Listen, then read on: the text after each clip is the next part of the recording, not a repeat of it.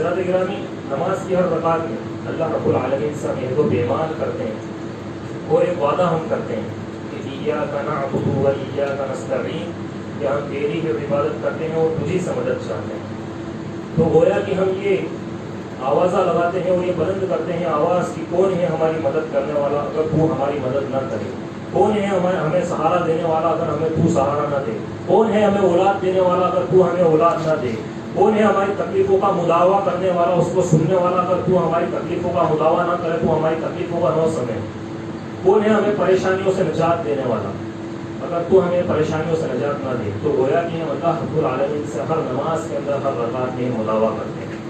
اللہ نے فرمایا اللہ رب العالمین ہی ہے جو تمہیں خشکی پہ چلاتا ہے اور وہی اللہ رب العالمین ہے جو تمہیں سمندر پہ چلا ہو گیا، فصلیں سوکھنے لگی، کھیتیاں برباد ہو گئی، ڈھیر سالی کا سما چھا گیا، اس کا کیا حال ہے؟ اس کا حال ہے فَفِرُّوا إِلَى اللَّهِ، اللہ کی طرف رجوع کرو۔ پیارے نبی صلی اللہ علیہ وسلم فوراً صلاۃ استسقاء پڑھتے، صلاۃ استسقاء کا اہتمام کرتے، اپنے صحابہ کو لے کر آپ صلی اللہ علیہ وسلم میدان میں جاتے، عاجزی اور انکساری کے ساتھ سادہ لباس پہنے ہوئے۔ حکم یہ ہے کہ صلاۃ الاستسقاء کے لیے جب نکلو، جب جاؤ تو شاندار لباس، شاندار کپڑے پہن کر نہ جاؤ، بلکہ یہاں پر اللہ کی رحمت کے لیے بھکاری بن کر جانا ہے، اللہ رب العالمین سے طلب کرنے کے لیے بھکاری بن کر جانا ہے۔ اسی لیے جس طرح سے اپنے طور طریقے رویے سے اپنی بے بسی اور بے کسی کا اظہار کر سکو کرو، اور اللہ کے رسول صلی اللہ علیہ وسلم صحابہ کرام کو لے کر جاتے اور دعا استسقاء کرتے۔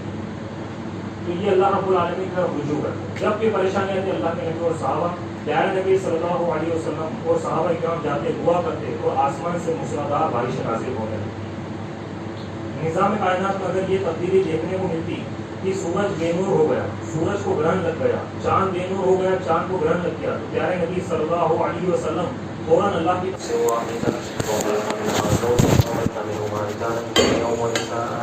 واتقوا الله الذي تساءلون به والارحام ان الله كان عليكم رقيبا يا ايها الذين امنوا اتقوا الله وقولوا قولا سديدا يصلح لكم اعمالكم ويغفر لكم ذنوبكم ومن يطع الله ورسوله فقد فاز فوزا عظيما يا ايها الناس انتم الفقراء الى الله والله هو الغني الحميد كما قال صفات الله وتعالى اور بے شمار خود و سلام نازل اللہ کے آخر جناب محمد رسول اللہ صلی اللہ علیہ وسلم پر یا جناب صلی اللہ علیہ وسلم اللهم صل على محمد وعلى ال محمد كما صليت على ابراهيم وعلى ال ابراهيم انك حميد مجيد اللهم بارك على محمد وعلى ال محمد كما باركت على ابراهيم وعلى ال ابراهيم انك حميد مجيد۔ اب میں نے آپ کے سامنے آیت کریمہ تلاوت، اس آیت کریمہ میں اللہ تبارک و تعالیٰ نے دو باتیں بیان کی۔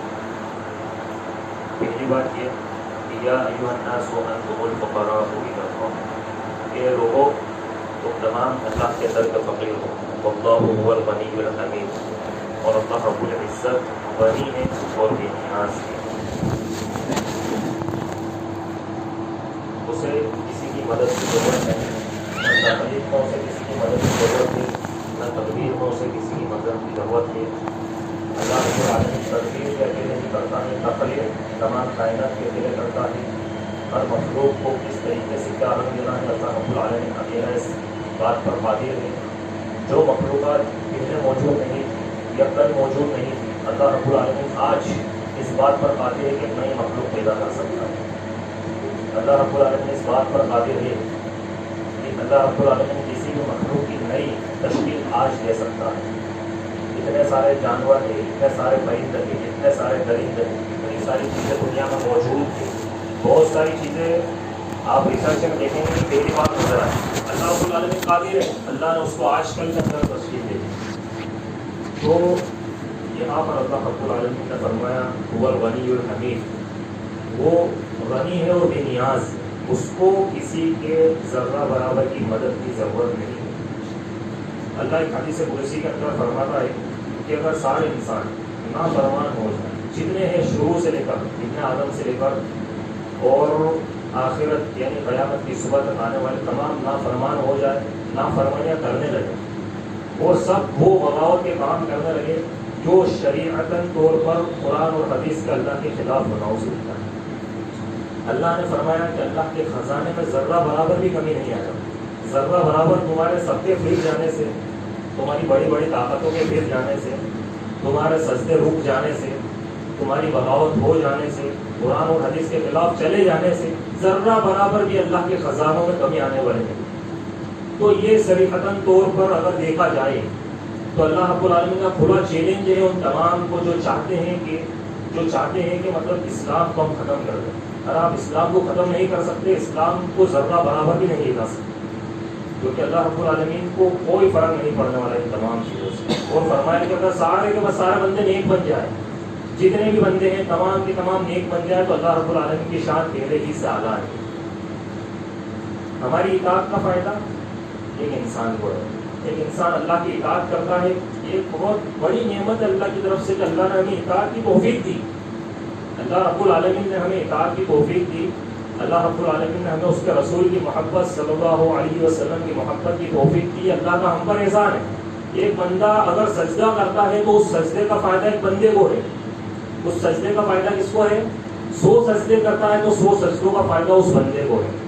بندہ اطاعت کرتا ہے اس کا فائدہ اسے، اور پھر بندہ اگر معصیت کرے گا، گناہ کرے گا تو اس کا وبال بھی اسی پر ہوگا۔ دونوں چیزیں اسی کو، نقصان بھی اسی کو، فائدہ بھی اسی کو۔ اللہ رب العزت غنی ہے، غنی بے نیاز، وہ غنی ہے اور تم سب بھکاری ہو۔ کیا فرمایا؟ یا ایھا الناس انتم الفقراء، یہ لوگوں تم تمام اللہ کے در کے فقیر ہو، بھکاری ہو، تم سب محتاج ہو، ہر قدم اللہ کے محتاج ہو، ہر بات میں اللہ کے محتاج ہو، ہر فیصلے میں اللہ کے محتاج ہو، ہر کام میں اللہ کے محتاج ہو، ہر لمحہ، ہر وقت، ہر پل تمہاری سانسیں اللہ رب العالمین کے حکم کی محتاج ہے۔ یہ اللہ رب العالمین کی حکمت کاملہ ہے، اور یہی احساس محتاجی کہ میں محتاج ہوں اللہ کا، میں فقیر ہوں اللہ کا، اللہ غنی ہے، بے نیاز ہے، یہی احساس محتاجی ہے جو مجھ سے اور آپ سے اللہ کی عبادت کرواتی ہے کہ اس رب کی عبادت کر کے تو اس کا محتاج ہے ہر وقت، ہر قدم، ہر لمحہ۔ جس شخص کو یہ احساس جس قدر ہوگا کہ میں اللہ رب العالمین کا محتاج ہوں، وہ اسی قدر سچا بندہ اللہ رب العالمین کا بنے گا۔ اور یہی احساس محتاجی ہمیں ہر گھڑی اللہ کی طرف رجوع ہونے کا سبب بھی بڑھاتا ہے کہ بھاگو اللہ کی طرف، دوڑو اللہ کی طرف، پلٹو اللہ کی طرف، اس کے علاوہ کوئی کارساز نہیں، کہیں کام بننے والا ہی نہیں، کچھ نہیں ہونے والا۔ اللہ رب العالمین اگر نہ چاہے گا، ان اللہ علی کل شیء قدیر، وہ جو چاہے گا اللہ رب العالمین ہی تمہارے تمام معاملات کا حاکم ہے، وہی ہر چیز پر قادر ہے۔ ایک بندہ پھر بھاگتا ہے اللہ کی طرف، دوڑتا ہے، کیوں؟ کیونکہ اسے احساس ہوتا ہے اگر اللہ کی مدد شامل حال نہ ہو تو ہم کہیں کے نہیں رہیں گے۔ کوئی شخص اس کی مدد سے بے نیاز نہیں ہو سکتا، کوئی بھی شخص ہو دنیا کا، اس کی مدد سے وہ بے نیاز نہیں ہو سکتا۔ حضرات گرامی، نماز کی ہر رکعت میں اللہ رب العالمین سے ہم عہد و پیمان کرتے ہیں اور ایک وعدہ ہم کرتے ہیں کہ ایاک نعبد و ایاک نستعین، کہ ہم تیری ہی عبادت کرتے ہیں اور تجھی سے مدد چاہتے ہیں۔ تو گویا کہ ہم یہ آوازہ لگاتے ہیں اور یہ بلند کرتے ہیں آواز کی کون ہے ہماری مدد کرنے والا اگر تو ہماری مدد نہ کرے، کون ہے ہمیں سہارا دینے والا اگر ہمیں تو سہارا نہ دے، کون ہے ہمیں اولاد دینے والا اگر تو ہمیں اولاد نہ دے، کون ہے ہماری تکلیفوں کا مداوع کرنے والا، اس کو سننے والا اگر تو ہماری تکلیفوں کا مداوع نہ کرے تو ہماری تکلیفوں کا نہ سنے، کون ہے ہمیں پریشانیوں سے نجات دینے والا اگر تو ہمیں پریشانیوں سے نجات نہ دے۔ تو گویا کہ ہم اللہ رب العالمین سے ہر نماز کے اندر، ہر رکعت میں مداوع کرتے ہیں۔ صبح شام کے اذکار میں اللہ کے نبی صلی اللہ علیہ وسلم محتاجی کا اظہار کرتے ہوئے پڑھا کرتے تھے، یا حی یا قیوم برحمتک استغیث فاصلح لی شأنی کلہ ولا تکلنی الی نفسی طرفۃ عین۔ اللہ کے نبی پڑھا کرتے تھے کہ وہ ذات جو زندہ ہے، جو ساری کائنات کو تھامے ہوئے، اسی سے فریاد کرتا ہوں کہ جو زندہ ہے اور جو ساری کائنات کو تھامے ہوئے ہیں، میں تجھی سے فریاد کرتا ہوں، تجھی سے مدد طلب کرتا ہوں۔ پروردگارا، میرے سارے معاملات کو درست فرما دے، اور اے الہ العالمین، لمحہ بھر کے لیے بھی مجھے اپنے نفس کے حوالے نہ کرنا۔ یہ وہ پاک نفس دعا کر رہے ہیں جن کا دل تمام انسانیت کے اندر اللہ رب العالمین نے دل کو چھوڑا۔ کیا آتا ہے حدیث کے اندر کہ اللہ رب العالمین نے جب سارے انسانوں کو دیکھا کہ ان میں سب سے بہتر دل کس کا ہے، تو سب سے بہتر دل جناب محمد رسول اللہ صلی اللہ علیہ وسلم کا پایا۔ اس کے بعد پھر دیکھا تو ان کے صحابہ کا پایا۔ تو سب سے بہترین دل کس کا ہے؟ اللہ کے نبی صلی اللہ علیہ وسلم کا۔ اور وہ دل یہ دعا کر رہا ہے کہ مجھے میرے نفس کے حوالے مت کرنا۔ اور آج ایک بندہ مومن جس کے نفس کا، جس کے دل کا کوئی اعتبار نہیں، وہ مکمل اپنے نفس اور اپنے دل کے اوپر ڈیپینڈ ہے، 100% وہ کس کی سنتا ہے؟ نعوذ باللہ، یہ ہلاکت کی بات ہے بھائی کہ اللہ کے نبی دعا کر رہے ہیں زندگی کے مسائل کا حل اللہ کی طرف رجوع کرنے میں، زندگی کے چھوٹے سے لے کر بڑے مسئلے کا حل اللہ کی طرف پلٹنے میں. زندگی یہ چیلنجز کا نام ہے، زندگی یہ الجھنوں کا نام ہے، زندگی یہ مشکلات کا نام ہے، زندگی یہ پریشانیوں کا نام ہے، زندگی یہ حادثات کا نام ہے، زندگی یہ آزمائش کا نام ہے. اللہ رب العالمین نے کہا لقد خلقنا الانسان فی کبد، ہم نے انسان کو مشقتوں میں پیدا کیا.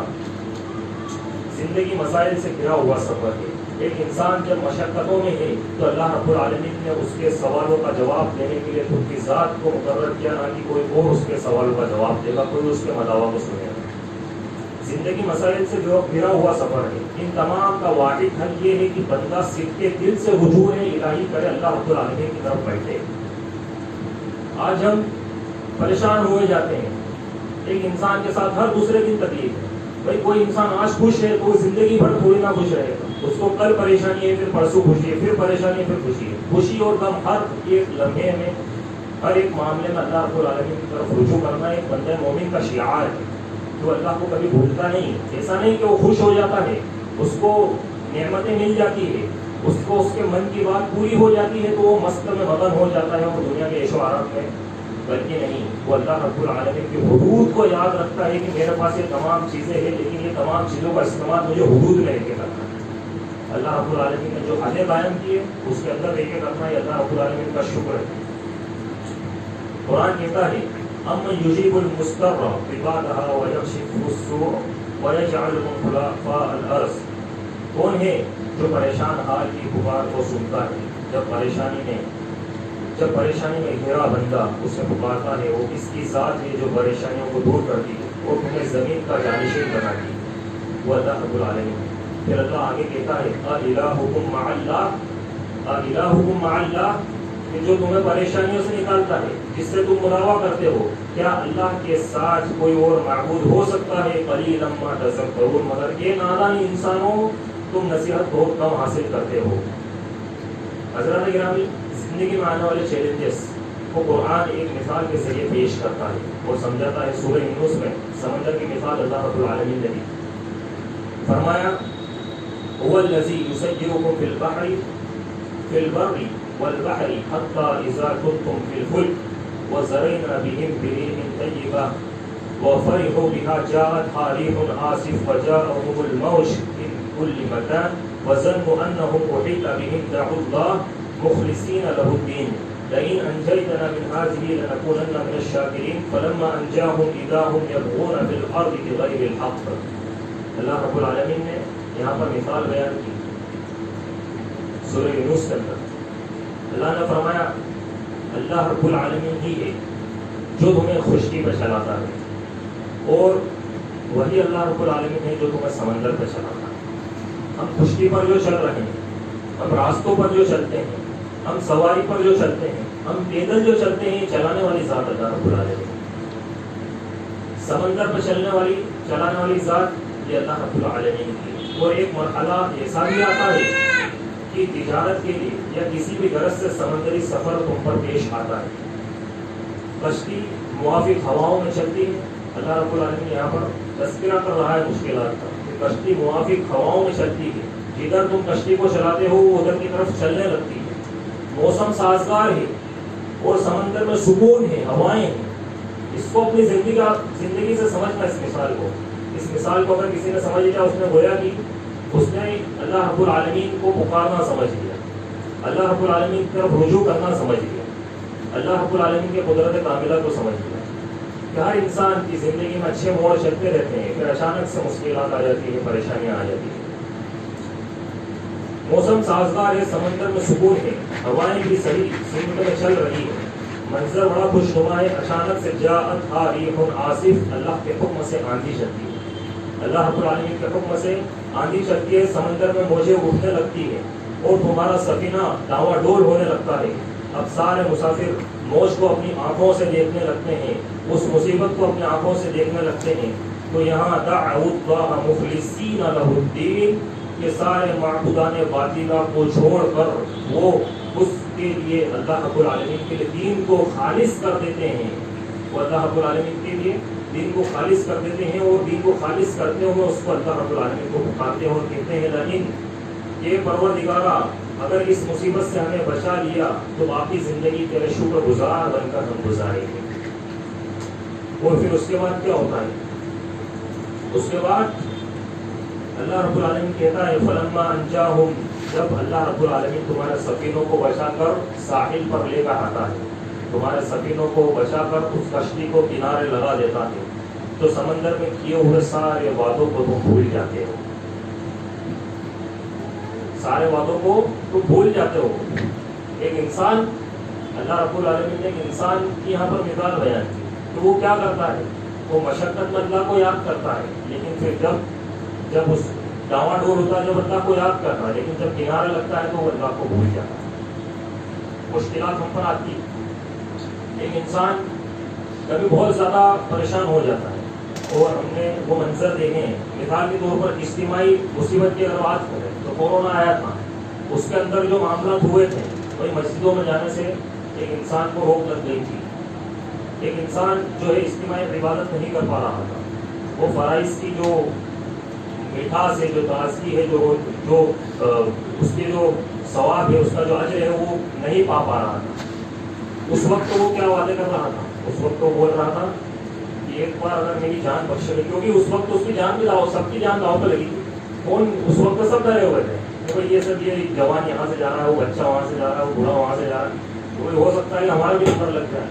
تو اس وقت سبھی یہ سوچ رہے تھے کہ اگر بچ گیا تو پھر ایسی عبادت کروں گا اور ایسی نمازیں پڑھوں گا اور ایسا برابر مسلسل امام کے پیچھے کھڑا رہوں گا پہلی صف میں زندگی بھر، اگر اللہ رب العالمین نے مجھے بچا لیا. وہ اس طریقے کے وعدے تھے کہ نہیں تھے دماغ میں؟ 99% لوگوں کے دماغ میں وہ ساری چیزیں. لیکن کیا ہوا جب اللہ رب العالمین نے سفینے کو کنارے لگایا، جب اس وبا سے نکال لیا، جب اس مصیبت سے نجات دی، جب وہ دور کو اللہ نے گزار دیا، اس دور کا مالک اللہ رب العالمین تھا، اس وبا کا مالک اللہ رب العالمین تھا، تمام معاملات کا مالک اللہ رب العالمین تھا. آپ کی اس وقت جو سانسیں چل رہی تھی ان کا مالک اللہ رب العالمین تھا. ان تمام چیزوں سے اللہ رب العالمین نے آپ کو نجات دے کر جب نکالا، تو اس کے بعد کیا ہوگا؟ اس اللہ سے کیے ہوئے تمام وعدوں کو بھول گئے، ان تمام وعدوں کو بھلا دیا جو وعدے ہم نے اللہ رب العالمین سے کیے کہ ہم کیا کریں گے، ہم تیری عبادت کریں گے. لیکن ہوا کیا؟ ہوا وہی کہ پھر ہم جمعہ سے جمعہ کے مسلمان بن کر رہتے ہیں، ہفتہ والی مسلمان بن کر رہتے ہیں. پھر وہی چیز اگر پھر دوبارہ آئے گی تو یہی وعدے رہیں گے، لیکن ایک انسان کی خصلت ہے کہ وہ پھر اس سے بڑھے. تو اس لیے ہمیں چاہیے کہ ہم اللہ رب العالمین کی طرف خالص دل کے ساتھ رجوع کریں. یہی رب کی رحمت ہے جو مجھے اور آپ کو اس زمین پر جینے کا حق دے رہی ہے، ورنہ ہمارے گناہوں کے حساب سے اگر دیا جاتا تو ہماری زندگی کی نعمتوں کا چراغ کبھی سے گل ہو جاتا. ہماری اگر اللہ رب العالمین بارش نازل کرتا ہے، بارش جو اللہ رب العالمین نازل کرتا ہے، ہم اگر اللہ رب العالمین کی شریعت کے اندر بغاوت کرتے ہیں، اگر ہم زکوٰۃ کو روک دیتے ہیں، اللہ رب العالمین کی طرف سے جو زکوٰۃ فرض کی گئی ہے اس کو ایک بندہ اگر روک دیتا ہے، نہیں دیتا، اس کے اندر وہ کٹوتی کرتا ہے، تو اللہ رب العالمین فرماتا ہے کہ ہم ایک انسان کے اوپر بارش کو روک دیتے ہیں، بارش نازل نہیں کرتے. اور پھر اللہ رب العالمین نے فرمایا، اللہ کے نبی صلی اللہ علیہ وسلم نے حدیث کے اندر اس کی تشریح کی اور فرمایا کہ اگر زمین پر ایک بھی جانور نہ ہوتا، زمین پر چوپائے نہ ہوتے، زمین پر وہ مخلوقات نہ ہوتی جن کو پانی کی ضرورت ہوتی ہے، تو اللہ رب العالمین تمہارے اعمال کی وجہ سے تمہارے اوپر کبھی بارش نازل نہیں کرتا، یہ سالی کا سما کر دیتا. تو یہ اللہ رب العالمین کی رحمت کاملہ ہے کہ ہمارے گناہوں کے باوجود اللہ رب العالمین ہمیں کھلا رہا ہے، ہمیں کھلا رہا ہے. رجوع الی اللہ یہی ایک واحد حل ہے. پیارے نبی صلی اللہ علیہ وسلم کی زندگی میں جب بھی مشکلات وقت آتا تو فوراً اللہ کی طرف رجوع ہوتے.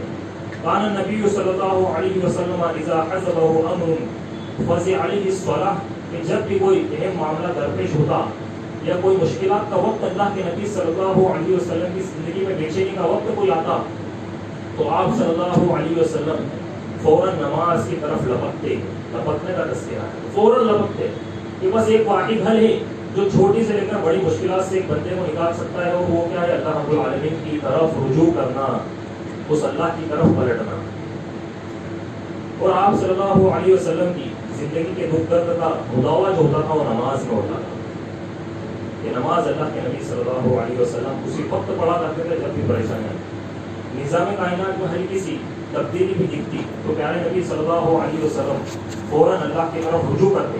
جب بھی آندھی چلتی, تیز ہوائیں چلتی, پیارے نبی صلی اللہ علیہ وسلم گھٹنے کے بل گر جاتے اور دعا کرتے اللہم اجعلھا ریاحا ولا تجعلھا ریحا, کہ اللہ اس ہوا کو رحمت والی ہوا بنا دے, اس ہوا کو رحمت والی ہوا بنا دے, اس ہوا کو عذاب والی ہوا نہ بنا. اس لیے کہ تاریخ ہمیں بتاتی ہے کہ قوم عاد کو اللہ رب العالمین نے اسی ہوا کے ذریعے سے اس کو نابود کر دیا تھا اور غارت کر دیا تھا. قوم عاد جو کہ بہت مضبوط قوم تھی, بہت مضبوط لوگ تھے, ان کو اپنی طاقتوں پر غرور تھا, ان کو اپنی طاقتوں پر غرور تھا. اللہ رب العالمین نے اسی ہوا کے ذریعے سے ان کو ہوا میں اڑایا اور ان کے بھیجوں کو آپس میں اچھلا, آپس میں ایک دوسرے کو ٹکرا کے ایسا اس کو نابود کر کہ ان کی طاقتیں جس پر ان کو کل ناز تھا وہ نہیں سمجھ رہے تھے ہماری سانسوں کا مالک اللہ ہے, ان کو اس بات کا شعور نہیں تھا. وہ اپنے گھمنڈ میں مست تھے, مگن تھے, چور تھے. اور پھر اللہ رب العالمین نے ایسا عذاب دیا, ایسا بڑی کا, ایسا دبوشا کہ وہ عبرت بن کر لے گا قرآن کا حصہ اللہ رب العالمین کا. تو یہ ہوائیں چلتی تھی تو اللہ کے نبی صلی اللہ علیہ وسلم اللہ سے ڈرتے تھے. اور آج طوفان آ جاتا ہے, آندھی آ جاتی ہے, سیلاب آ جاتا ہے, پورے ملک کے اندر تباہی مچ جاتی ہے, پورے شہر تباہ و برباد ہو جاتے ہیں. مسلمان کے ایمان میں ذرا سی بڑھوتری کیوں نہیں ہوتی؟ کیونکہ وہ رجوع نہیں کرتا اللہ کی طرف. جب نمازوں میں بندہ اللہ رب العالمین سے جڑتا ہے تو اسے احساس ہوتا ہے اپنی بندگی کا, اپنی محتاجی کا, اپنی فقیری کا, اور اللہ رب العالمین کے غنی ہونے کا, اللہ رب العالمین کے بے نیاز ہونے کا. لیکن چونکہ اللہ رب العالمین کی طرف ایک بندہ رجوع نہیں کرتا, اس وجہ سے وہ اللہ رب العالمین کی ان تمام معاملات سے دور ہو جاتا ہے کہ وہ اللہ رب العالمین کی اس طریقے سے قدر نہیں کر پاتا جیسا کہ اللہ نے قرآن کے اندر فرمایا کہ لوگوں نے اللہ رب العالمین کی قدر نہیں کی جس طریقے سے اس کی قدر کرنے کا حق. اللہ کی قدر لوگوں نے نہیں. بارشیں رک گئی, موسم خشک ہو گیا, فصلیں سوکھنے لگی, کھیتیاں برباد ہو گئی, قحط سالی کا سما چھا گیا. اس کا کیا حال ہے؟ اس کا حال ہے فَفِرُّوا إِلَى اللَّهِ, اللہ کی طرف رجوع کرو. پیارے نبی صلی اللہ علیہ وسلم فوراً صلاۃ استسقاء پڑھتے, صلاۃ استسقاء کا اہتمام کرتے, اپنے صحابہ کو لے کر آپ صلی اللہ علیہ وسلم میدان میں جاتے, عاجزی اور انکساری کے ساتھ سادہ لباس پہنے ہوئے. حکم یہ ہے کہ صلاۃ الاستسقاء کے لیے جب نکلو, جب جاؤ تو شاندار لباس, شاندار کپڑے پہن کر نہ جاؤ, بلکہ یہاں پر اللہ کی رحمت کے لیے بھکاری بن کر جانا ہے, اللہ رب العالمین سے طلب کرنے کے لیے بھکاری بن کر جانا ہے. اسی لیے جس طرح سے اپنے طور طریقے رویے سے اپنی بے بسی اور بے کسی کا اظہار کر سکو کرو. اور اللہ کے رسول صلی اللہ علیہ وسلم صحابہ کرام کو لے کر جاتے اور دعا استسقاء کرتے. تو یہ اللہ رب العالمین کی طرف رجوع کرتے. جب بھی پریشانی آتی اللہ کے نبی اور صحابہ, پیارے نبی صلی اللہ علیہ وسلم اور صحابہ کرام جاتے, دعا کرتے اور آسمان سے موسلادھار بارشیں نازل ہونے لگتی. نظام کائنات میں اگر یہ تبدیلی دیکھنے کو ملتی کہ سورج بے نور ہو گیا, سورج کو گرہن لگ گیا, چاند بے نور ہو گیا, چاند کو گرہن لگ گیا, تو پیارے نبی صلی اللہ علیہ وسلم فوراً اللہ کی طرف رجوع کرتے اور سماج میں اور معاشرے میں اعلان کرتے کہ آ جاؤ, جو لوگ بازاروں میں ہو مسجد میں آ جاؤ, جو لوگ گھروں میں ہیں مسجد میں آ جاؤ. یہ رجوع الہی کی گھڑی ہے, یہ رجوع الہی کا وقت ہے, اللہ رب العالمین کی طرف پلٹنے کا وقت ہے کہ کائنات اشارہ دے رہی ہے کہ آج سورج بے نور ہو گیا, آج چاند بے نور ہو گیا, کہ انسانوں اللہ کی طرف دوڑو, اللہ کی طرف رجوع کرو اور اپنے گناہوں کی معافی مانگو کہ ایک دن یہ دنیا بھی بے نور ہو جائے. تو اللہ کے نبی صلی اللہ علیہ وسلم کا یہ معمول تھا کہ اللہ رب العالمین کی ذات کو جانتے تھے اور اپنے معاملات کو جانتے تھے, جبکہ سب سے پاک دل اور سب سے بہترین دل کے امت کے اندر مسجد میں داخل ہو کر صلاۃ الکسوف اور صلاۃ الکسوف کا اہتمام کرتے اور فرمایا کرتے تھے کہ یہ گھڑی جو ہے یہ اللہ رب العالمین کی طرف سے ہے کہ اس کے اندر آج چاند بے نور ہو گیا, سورج بے نور ہو گیا, اسی طریقے سے ایک دن امت کی کائنات بے نور ہو گئی. حضرت گرامی, جب اجتماعی طور پر ہم چیلنجز اور مسائل و عالم میں گھرے ہو, بہت ضروری ہے کہ ہم اجتماعی طور پر اللہ کی جانب سچے دل سے, صدقے دل سے ہم رجوع کریں اور توبہ کریں. اللہ کہتا ہے وَتُوبُوا إِلَى اللَّهِ جَمِيعًا أَيُّهَا الْمُؤْمِنُونَ لَعَلَّكُمْ تُفْلِحُونَ. اے مومنو, تم سب اللہ کی جانب میں سچی توبہ کرو اگر کامیاب ہونا چاہتے ہو تو. کبھی کبھی پورے گھر کے اندر پریشانی ہوتی ہے, کبھی کبھی گھر کے اندر پورے حادثات ہوتے رہتے ہیں, ایک گھر کے اندر تمام کے تمام لوگ بیمار ہوتے رہتے ہیں, ایک گھر کے اندر کبھی کبھی بہت ساری مصیبتیں ایسی آتی رہتی ہیں کہ بندہ بولتا ہے کہ میرے گھر کے اندر بہت پریشانیاں چل رہی ہیں. تو اس کا حل اللہ رب العالمین نے بتلایا کہ تم تمام کے تمام مل کر اللہ رب العالمین کے سامنے صبح شام استغفار کرو, توبہ کرو, اپنے گناہوں کی معافی مانگو, سجدے کرو, سجدے میں اللہ رب العالمین سے مانگو. طائف کی گھڑی پیارے نبی صلی اللہ علیہ وسلم جب مکہ اور اطراف کے ایریوں سے پریشان ہو گئے، دعوت دی، لوگ ایمان نہیں لا رہے، طائف گئے، طائف میں جا کر اللہ کے نبی صلی اللہ علیہ وسلم نے طائف والوں کو دین کی دعوت دی، اسلام کی دعوت دی، اللہ کے قرآن کی دعوت دی، اللہ کی توحید کی دعوت دی، اس کی ربوبیت کی دعوت دی. تو طائف والوں نے اس سے بھی برا حال کیا. وہاں کے لوگوں نے گالیاں بکی، وہاں کے بدو پیچھے پڑے اور پیچھے پڑے اللہ کے نبی کا گھیراؤ کر لیا اور گھیراؤ کرا، تھوڑی دیر گھیراؤ کر کے چلے، اس کے بعد پوری گالیاں دینے لگے، بد کلامی کرنے لگے، بد زبانی کرنے لگے.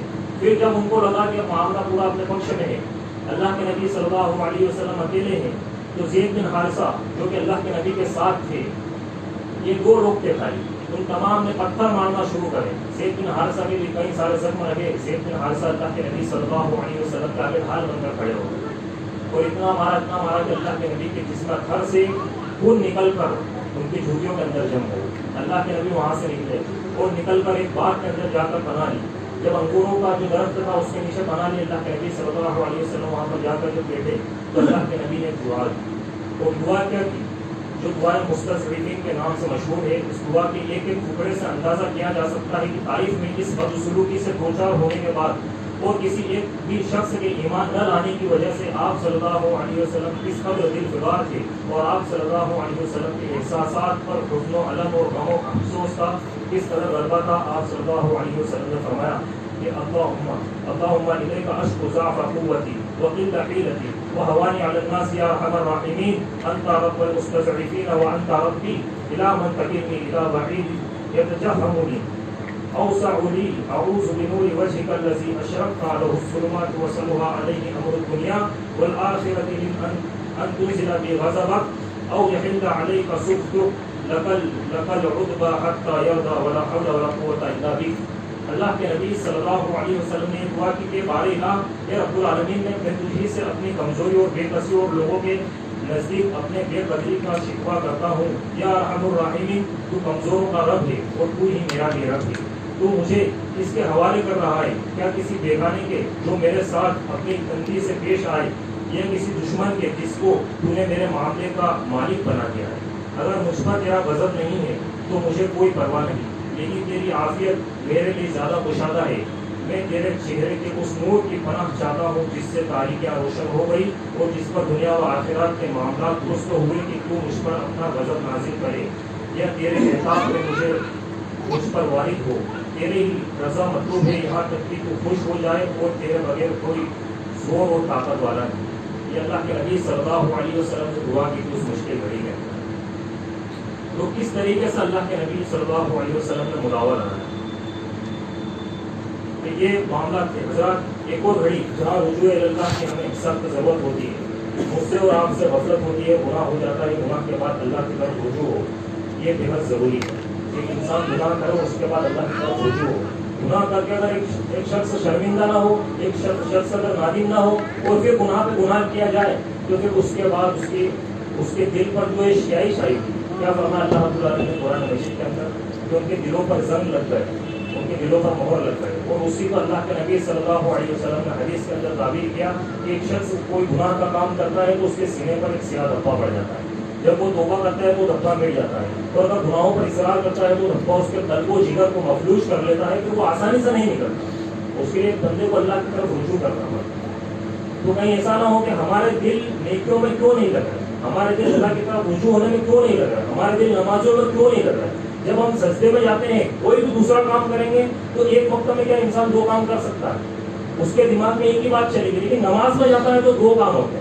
ایک تو نماز پڑھتا ہے اور دوسرا کام کیا ہوتا ہے، اس کے دنیا بھر کے خیالات اور دنیا بھر کی سوچ اور دنیا بھر کے انٹینشن اس کے دماغ کے اندر چلتے رہتے ہیں کہ مجھے یہ کام کرنا ہے، اور وہ سارے کام اس کو اسی وقت یاد آتے ہیں جب وہ نماز پڑھتا ہے. تو گویا کہ ہم سب سے زیادہ لاپرواہی سے اگر کوئی عمل کر رہے ہیں تو صرف نماز کر رہے ہیں، صرف نماز کر رہے ہیں. یہاں تک کہ ہم دنیا کا چھوٹا سے چھوٹا کام بھی کریں گے تو اس کے اندر ایک طرف ہمارا دماغ لگا رہے گا، دوسری چیزیں کوئی بولے گا بھی نہ تو بھی سننے میں نہیں آئے. لیکن نماز کے اندر ایک بندے کا معمول یہ ہوتا ہے کہ وہ سجدہ کہیں اور کرتا ہے اور سوچتا کہیں اور، سجدہ کہیں اور کرتا ہے. میں تو سر پر سجدہ ہوا کبھی تو زمین سے آنے لگی صدا، میں تو سر پر سجدہ ہوا کبھی تو زمین سے آنے لگی صدا، تیرا دل تو ہے شرم آس کا، تجھے کیا ملے گا نماز. ایک بندے کا معمول ہی ہے. ہمیں نمازوں کو، جب ہم نماز میں اللہ کی طرف رجوع نہیں کر سکتے تو اس سے بہترین پھر کوئی ہمارے پاس ذریعہ نہیں، تو ہم اپنی نمازوں کو درست کرو، اس کو بہترین کریں۔ سلف میں سے کسی کا قول ہے کہ بسا اوقات گناہ انسان کو جنت میں لے کر جاتا ہے اور نیکی انسان کو دوزخ میں لے کر چلی جاتی ہے۔ وہ کیسے؟ کہ گناہ جو ہوتا ہے کہ کہاں گناہ ہو گیا، لیکن اس کے بعد ندامت ایسی ہوتی ہے کہ اس گناہ کو 100 بار یاد کر کے بندہ 100 بار آنسو بہاتا ہے۔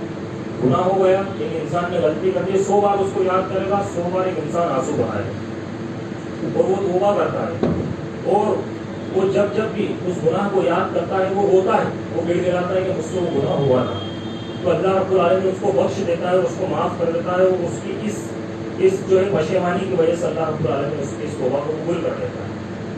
لیکن وہی نیکی جہنم میں لے کر چلی جاتی ہے، کیونکہ نیکی کر کے ایک بندہ مغرور بن جاتا ہے، ایک انسان مغرور بن جاتا ہے، اور وہ نیکی اس کو یہ سلف کا حوال ہے کہ نیکی جہنم میں لے کر چلی جاتی ہے اور گناہ جنت میں لے کر چلے جاتا ہے، کیونکہ گناہ لوگوں کو اللہ سے قریب کر دیتا ہے اور نیکی لوگوں کو اللہ سے دور کر دیتی ہے۔ گناہ اللہ سے قریب تب کرتا ہے جب ایک انسان توبہ کرتا ہے، رجوع کرتا ہے، اور نیکی انسان کو تب اللہ سے دور کرتی ہے جب ایک بندہ مغرور ہو جاتا ہے، وہ اپنے آپ کو کچھ نہ کچھ سمجھنا لگتا ہے۔ اس لیے ہمیں چاہیے کہ ہم بہت نیکیاں کر رہے ہیں لیکن ہم گناہ نہیں کر رہے ہیں، ہم سے گناہ نہیں ہوتے ہیں، بہت کم گناہ ہوتے ہیں۔ الحمدللہ ایک شخص کوئی پار آتا ہے، اس کے بعد اس سے کبائر چھوٹ جاتے ہیں، بہت کم ہی سے ایسا ہوتا ہے کہ وہ کبائر کا ارتکاب کرے، گناہ کبیراؤں کے اندر پڑے، لیکن اس سے سرزد گناہ ہوتے رہتے ہیں۔ لیکن کہیں ایسا نہ ہو کہ وہ اب جب توحید پر آ گیا تو شیطان اب سب سے بڑا دشمن تو اسی شخص کا ہے، کیونکہ شیطان اس کے پاس تو جائے گا نہیں جس کے جیب میں رقم اور اشرفیہ ہے ہی نہیں، شیطان اب اسی کے پیچھے جائے گا جس کے پاس دولت آخرت ہے۔ بھائی جس کے پاس کچھ نہیں ہے، جس کا جیب خالی ہے، جو پہلے سے جہنم کے راستے پر چل رہا ہے، اس کے پاس جا کے کیا کرے گا؟ اس کے پاس آئے گا اور اسی کو ملائے گا، اس کو کہے گا کہ دیکھ تو نے اتنی عبادتیں کری، اب تو معزز بن گیا، اب جا تو اپنا چرچا کر کہ تو اتنے سجدے کرتا ہے، کہ تو بڑا نیکوکار نیکو پرہیزگار بن گیا، تو اتنے صدقہ اور خیرات کرتا ہے۔ یہ تمام چیزیں جب ایک انسان کے دماغ میں آتی ہے کہ ہاں میں تمام عمل کر رہا ہوں، اس کے بعد وہ کیا ہو جاتا ہے؟ وہ مغرور ہو جاتا ہے، اس کے اندر غرور آ جاتا ہے، اور وہ غرور یہ غرور ایک انسان کی نیکیوں کو ختم کرنے کے لیے کافی، کیونکہ اس نے اللہ رب العالمین کی چادر کو کھینچا، اس نے اللہ رب العالمین کی چادر کے ساتھ چھیڑخانی کی۔ تو یہ ایک بندہ ہے جو نیکیاں کرتا ہے، لیکن نیکیاں کر کے اور صرف اللہ رب العالمین کے آگے محتاجی کا اعلان کرتا ہے، اپنی فقیری کا، اپنی غربت کا اعلان کرتا ہے، اپنی بے بسی اپنی بے کسی کا اظہار کرتا ہے کہ اللہ رب العالمین یہ جو نیکیاں میں نے کری ہے، یہ نمازیں جو میں نے پڑھی ہے، یہ روزے جو میں نے رکھے ہیں، یہ صدقہ و خیرات جو میں نے کیا ہے، یہ ابھی میں نے اتنا بڑا چندہ تیرے سامنے نکال کر ان تمام لوگوں کے سامنے میں نے دیا، اللہ ان تمام کی نظروں میں صرف اس کو ایک جو ہے نصیحت رکھنا، کہ ان تمام کے لیے وہ چیز ہے کہ ان تمام کو اس نیکی کے اوپر ابھارا میں نے اس وجہ سے نکال کر دیا، میں ان تمام کے سامنے اس کے غرور کا اظہار نہیں کرنا چاہتا، اس کی ریا کا اظہار نہیں کرنا چاہتا۔ دل کے اندر ایک انسان کی بے بسی اور بے بسی ہونا چاہیے، ایسا نہیں کہ بڑا اور میں نے بڑا کام کر، میں نے دیکھو یہ چھت میں نے لگوائی، یہ 100 کٹے دیے تھے سیمنٹ ہے کہ فلاں بریج میں نے بنوائی، فلاں کام وہ کرا، وہ میں نے اس میں کہہ دیا، تو پھر اس میں اور ابلیس میں کوئی فرق نہیں رہ گیا۔ کیوں؟ کیونکہ ابلیس نے سیم ورڈ قرآن کے اندر کہا تھا، اللہ رب العالمین نے کوڈ کیا کہ خلقتنی من نار و خلقتہ من طین، کہ تو نے مجھے آگ سے پیدا کیا، اسے مٹی سے پیدا کیا، انا خیر من، میں اس سے بہتر ہوں، یہ میرا معاملہ ہے، تو میں سجدہ کیسے کروں؟ اس نے کتنی جگہ میں کا استعمال کیا کہ میں بہتر ہوں، میں اس کو سجدہ کیسے کروں؟ تو نے اسے مٹی سے پیدا کیا، مجھے آگ سے پیدا کیا۔ تو اس نے جب اپنی برتری کا اظہار کرا تو اللہ رب العالمین نے اسے ان تمام چیزوں سے بے دخل کر دیا جن تمام کے اوپر اللہ رب العالمین نے اسے قابو دے رکھا ہے۔ اس لیے ہمیں چاہیے کہ ہم نیکی کریں اور نیکی کر کے مغرور نہ بنے، بلکہ نیکی کر کے اور زیادہ عزیز بنے، اللہ رب العالمین کے آگے اور زیادہ بہتر بن جائے کہ اللہ وہ تمام نیکیاں کرے، ان تمام کو قبول کرو، اور اب آگے سے نہیں نیکیوں کی مجھے توفیق عطا کر کہ میں اور نیکیاں کروں۔ آخر میں اللہ رب العالمین سے دعا کہ اللہ ہم کہنا اور سننے سے زیادہ